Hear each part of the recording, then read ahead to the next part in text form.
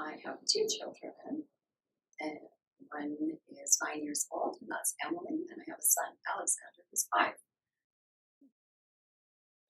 When we had Alexander, we had no idea that he had Down syndrome. And so it was a matter of a few minutes, all of a sudden, they're bringing people in and going, there's something up, but they wouldn't necessarily tell us.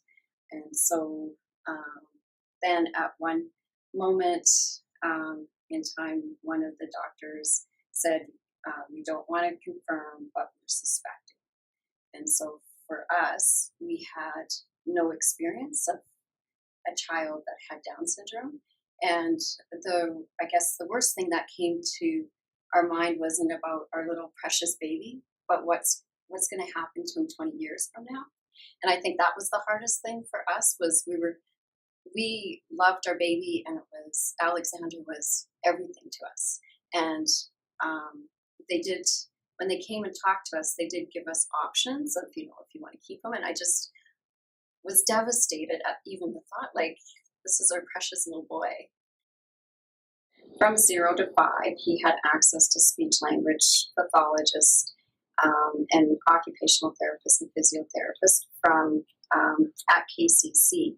But one of the challenges with speech language pathologists is that there's the waiting list. So you get a block of maybe 8 weeks, and then you're done.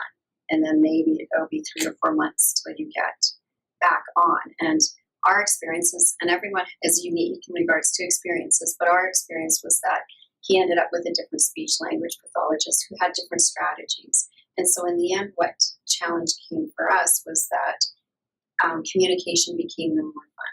Like, it was no longer fun.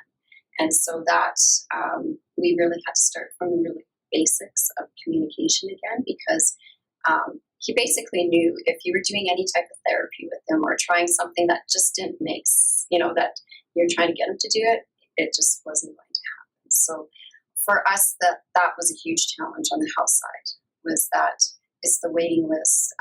Not necessarily everyone is totally dedicated to your child and wants to do the best, but we didn't see the difference until we went to the prep program in Calgary.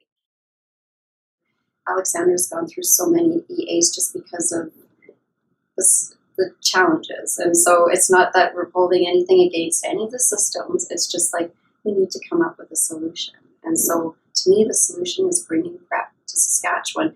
Because my biggest thing was I recognized that if I'm advocating for Alexander, it means that other kids aren't getting something. And it didn't feel good. And so it's just like, other kids should be benefiting from it. We're fortunate that we can afford to get the private speech, but what about those other kids that can't? And that's what the prep does, that it brings that success to that parents, they don't have to fight and try. Like, I wouldn't want a parent to feel guilty that their child is not getting the services because they can't afford it. That's not fair. We take things for granted. And for him, it's not, things don't come easy, but he's determined. And that determination just makes me go, you know what? And I see it in his eyes. And sometimes that's what I wish that people would do, is that instead of right away, when he was a baby, they would already say, oh, he has Down syndrome. And I'd be, as a mom, I don't see it. Like, I don't, like, how do you know? But it's because I just want people to look at him in his eyes and just sort of go, he's a person, and Down syndrome is just something that is part of him, but that's okay.